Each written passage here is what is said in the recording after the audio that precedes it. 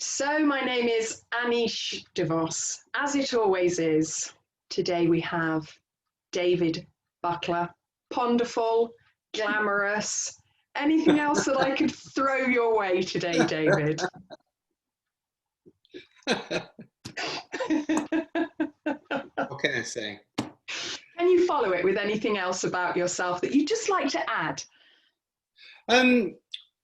Well, me, myself, and the subject matter I could talk about, but I think you're aware of the fact that I might go off on one and several tangents, but I'm leaving it to you to keep me under control. Well, I'm jolly excited because So you might add wild and to that. Okay, so we're going to add ponderful, glamorous, and wild. Yeah. And David today needs to be kept under control for the very reason that on the 10th of October, it is World Mental Health Day. David, could I just ask your views on the term mental health? That term. Yeah. You know, when you say that, what flashes in front of me is some of the memes I see connected with mental health. And one that sticks in my mind is, it's okay to have mental health. Yeah? I think that should be prefaced with something. And I think that's what it's got. It's got this, yeah, I think it's added to the stigma. Oh, you have mental health. Yeah, everyone has mental health. Some have mental health, which is very good. Some people are unfortunate to have mental health, which is not so good. And some have severely poor mental health. Yeah. And those are the people, I guess, we're talking about today. What will come into it is how the system treats those people, with varying degrees of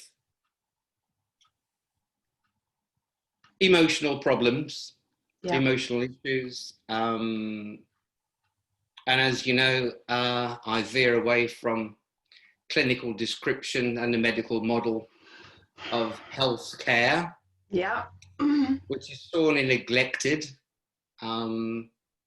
So what is hypocritical, I think, is to watch government banging on about how they're going to look after everyone just the same the way they do as people with physical health problems.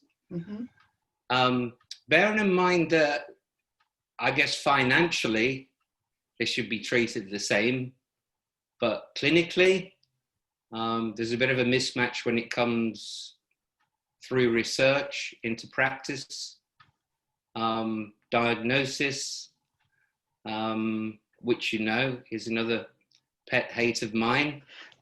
With you on it. I knew you would say that. So yeah, this is likely to be a bit, let's say, not so polemic. Could we also add in there that if the government are going to start treating mental health the same as physical health, that then means that we're going to have the diagnosis to get that cash released, isn't it? Absolutely. We'll get all sorts of other names. The pandemic, we're getting all sorts of names thrown at that. You know, we're expecting the floodgates to be open. I know that there's going to be quite an increase in the demand for what I do, what you do. Yeah. I'm not sure whether the NHS was geared up before the pandemic to handle the influx of cases. Again, I've called them cases, so I've fallen into the trap already. We'll forgive you. And that's the problem, because the descriptors fall into general conversation, don't they?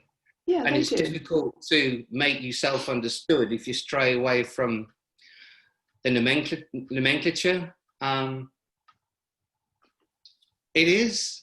So I guess we stuck in this situation whereby unless we describe the terminology, unless we use the terminology that's generally out there, yeah, then you're not going to be understood, and it puts a bit of a fog over what you're trying to say.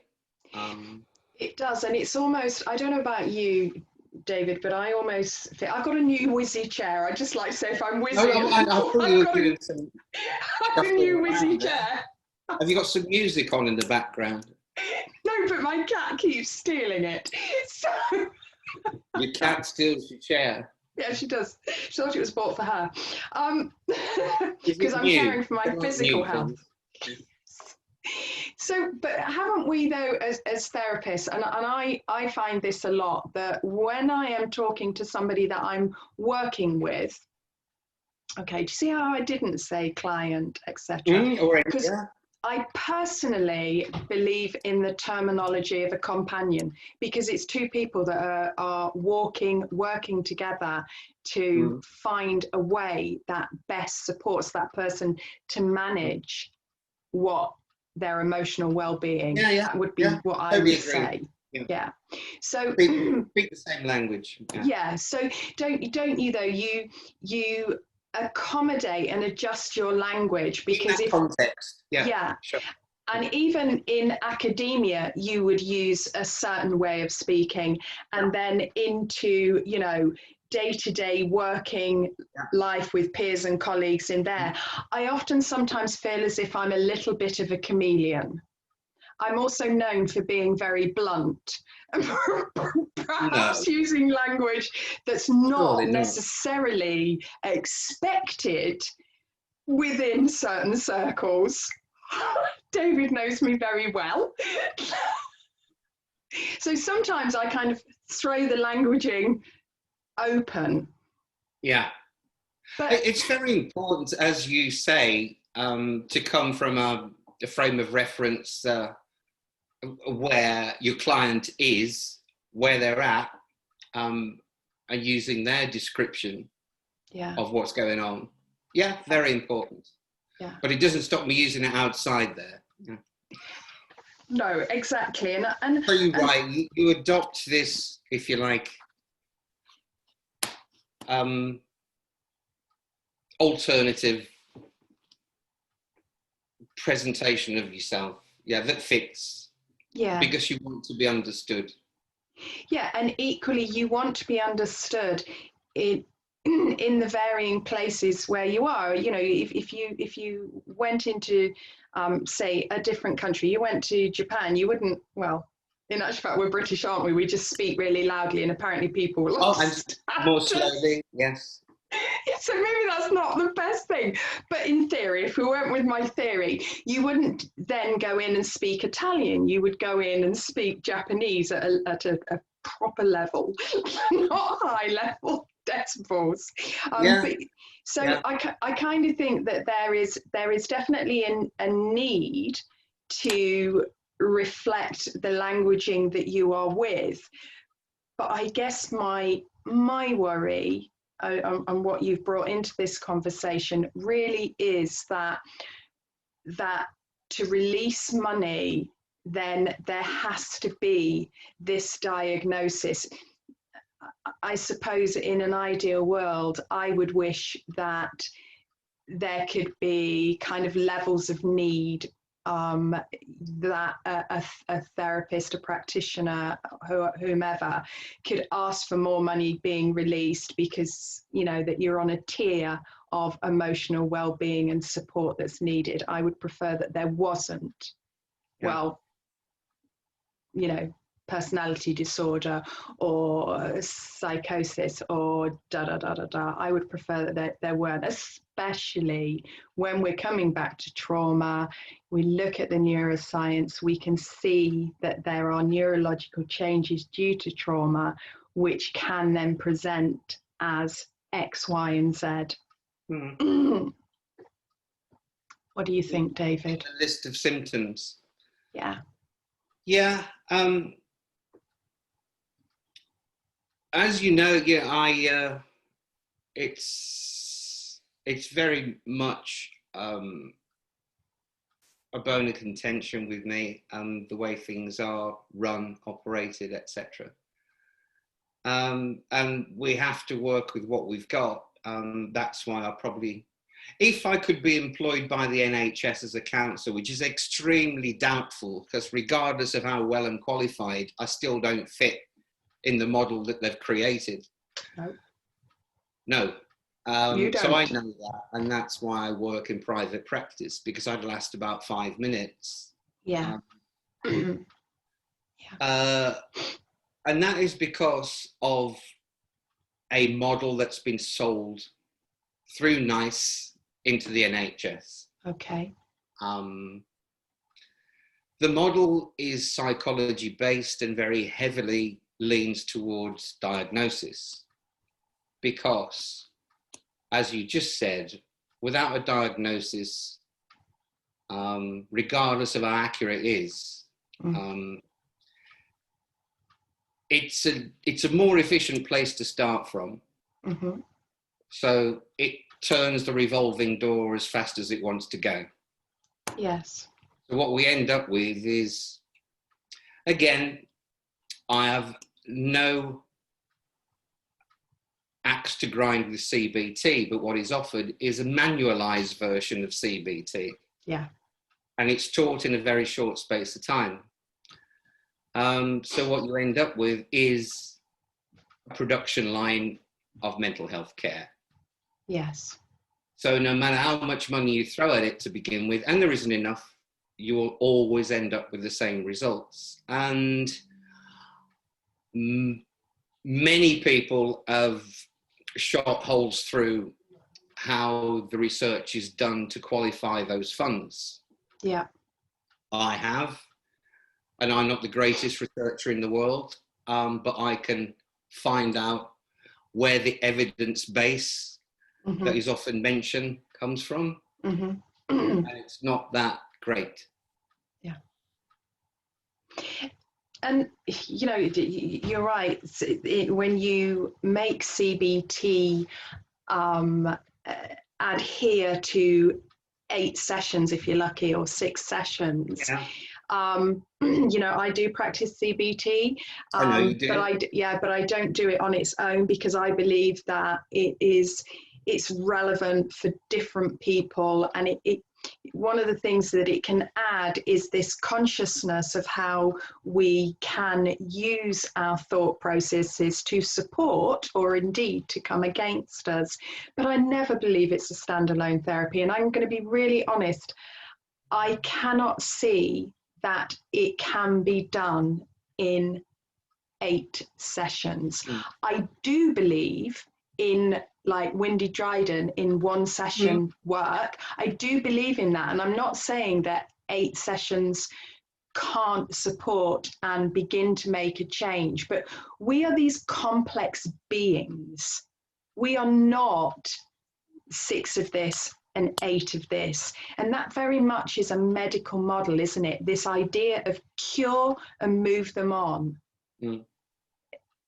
Something else will raise itself. And if you're talking about trauma, no, it needs longer. It's too complex, which is why, from what you're saying, David, if we have this model that comes out from NICE, which goes through to the NHS, that's why the third sector of charities, and I work part-time in a charity as well as in private practice, this is why the charity sector and private practice, and David, I know that you and I both know that we do, a lot of free sessions and a lot of, what you can afford sessions, stuff like that.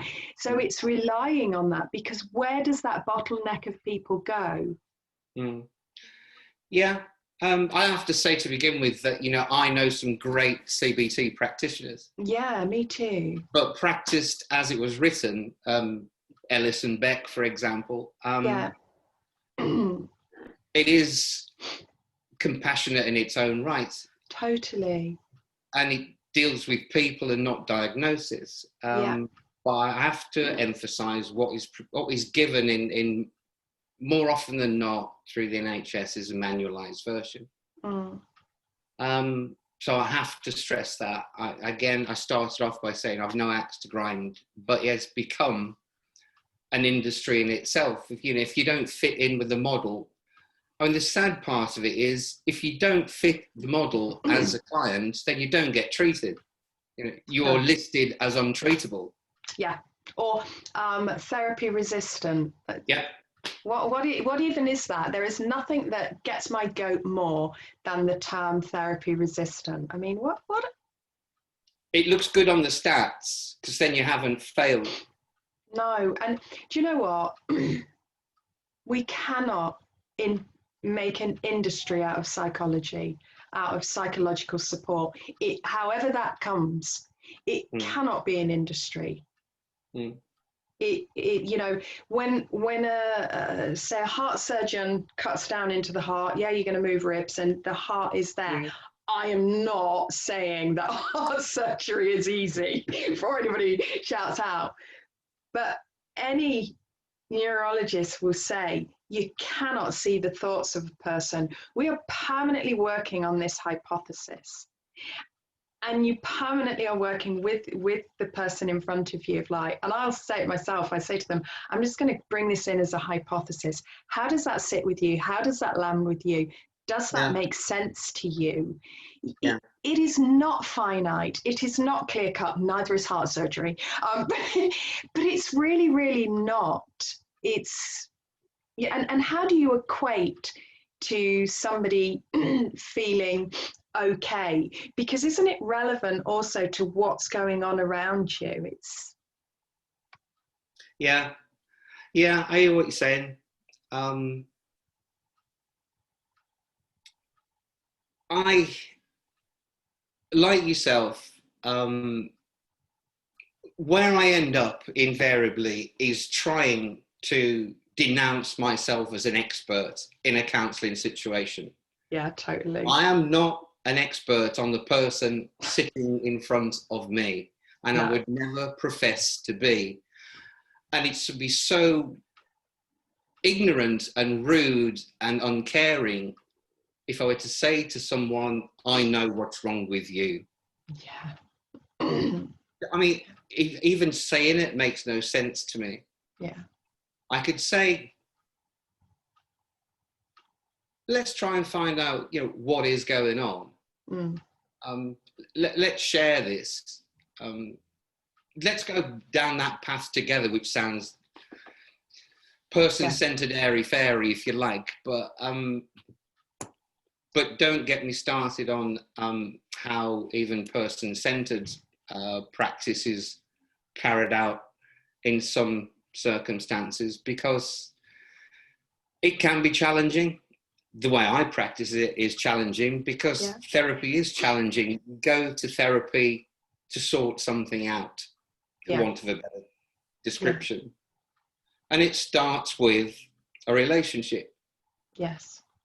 It starts with caring for that person in front of you. Yeah. It doesn't start with what's in the book. No, because people don't come out like the book, do they? It's a little bit like parenting, isn't it? Yeah, you don't get a manual, do you? Bloody thing comes out and I'm a mum. Yeah. And you're like, hell, this wasn't what the book said. Yeah, I think that's a great analogy, but you find out, don't you? You find out and you learn as you go along. Yeah. I mean, I don't have a second child, but I know watching my friends and just thinking of myself, I'm one of 5 and yet totally different, yet very similar to my siblings in a lot of ways. So it's kind of like, I just think that when you are dealing with, dare we say it, people's, let's say, emotional well-being, and how they go towards that. I think that this in itself, yes, you could tick some boxes that maybe fit a model, but you can bet your bottom dollar that something will come up from somewhere else and bite you on the butt, and that is trauma. Trauma bites you on the butt because that model just gets thrown against the wall because it just keeps changing. And so I don't know about you, David, when people come to me and say, I've got this, I've got this, I've got that, I say, all right, okay, and is that important for you to tell me that? And they're like, yeah, it is. And I'm like, right, okay. And invariably, through time, and as you say, through this building of relationship, you know, people, if they want to hold on to their diagnosis, absolutely, it's absolutely. it's yours. Sure. I'm neither here nor there over it in that. But invariably, what they find is this sense of trauma. This sense, because obviously, you know, I specialize in working with people that perceive, you know, that they are in trauma, so that will come up through that way. You know, I'm not working with low level emotional challenges. So I just think we are humans. We have this prefrontal cortex which kind of changed it for us. And those thoughts whiz around in our mind, and those neural pathways are formed in differing ways as each person is. But if you especially if you come from a history of childhood trauma, you know, you are wired in that permanent sense of a threat model. And I'm going to go back again to compassion focused therapy. I kind of go in there a lot.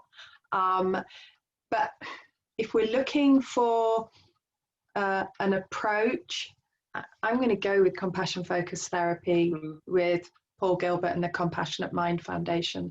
I'm going to go there. Where would you go, David? Well, my foundation is still very Rogerian, I suppose. It's person-centered. Like yourself, over the years, I've employed all sorts of different, if you like, there are lots of things in the toolbox when they're needed. Yeah. I don't go into a session knowing that I'm going to use any particular tool in the box. No. It's very much an open forum, and you see where it goes. Yeah. And I think that's when you're dealing with the person and not the diagnosis. Exactly. And I think the only thing that I ever go in with, which will be a question, is what happened to you? Yeah.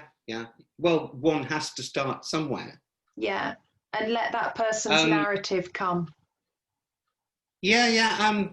And you've probably come across this too. When I've worked in institutionalized treatment, I'm not talking hospitals, I'm talking an organized or a government body or a charity. Invariably, especially colleges, schools, universities, you will get an assessment. I don't know about you, but you might as well, after a few sessions, sort of either start writing on the other side of the assessment, totally ignore it, or come up with your own somewhere along the line, because that's not that might be what's presented in an assessment, but it's certainly not the direction of where therapy goes. No. And that assessment is only good enough on that day. Yeah. To be honest with you. Are we still talking about Mental Health Day here? Are we? Well, shall we bring it back, David? Shall we bring it back? Because I can't even say it now. That's why I'm so worked up. I can't say Mental Health Day.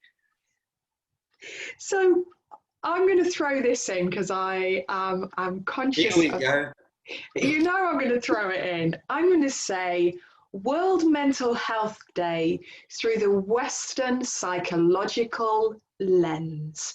Because let's not forget there are Indigenous communities across the world who are supportive and connected and interconnected and supporting themselves and each other in a very different way. And you know what? It's working. Yeah. I love the idea of the problem being in the community. I use the problem loosely. It could be anything. I love it. I can think of no better way going forward and feeling better about something in the support of a group of people you know and love. It could be a family, it could be a village, it could be whatever. Yeah. And so you're quite right, yeah, there's a vast difference between white Western culture and perception of mental health treatment and the East. Totally. And indeed, the lovely colonialism of nipping into North America and totally ravaging and destroying communities that were absolutely fine. Mm. But that's me going off on another little rant, as we know. I saw that avenue. It's a rabbit hole that we find. I think you laid it for me today, David. I think we've been egging each other on, but you know. I think so. I will have to come to this again because, you know, I had so much going on in my head prior to this. And we touched on some of it, but I think it needs exploring some more.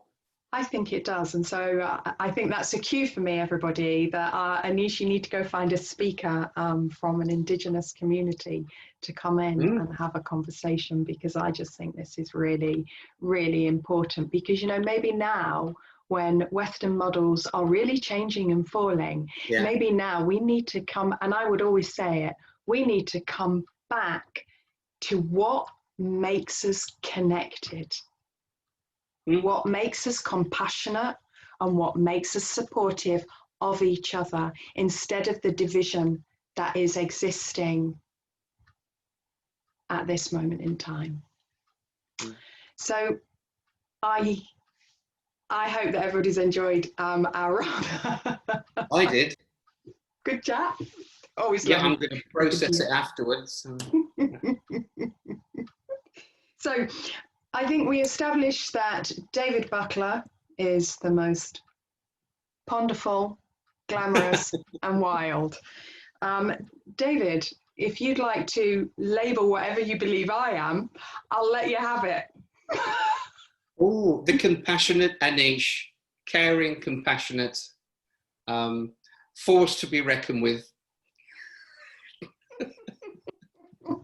And on that egotistical note of ourselves, we will disappear and see you in a fortnight. Hope so. See you all soon. Bye.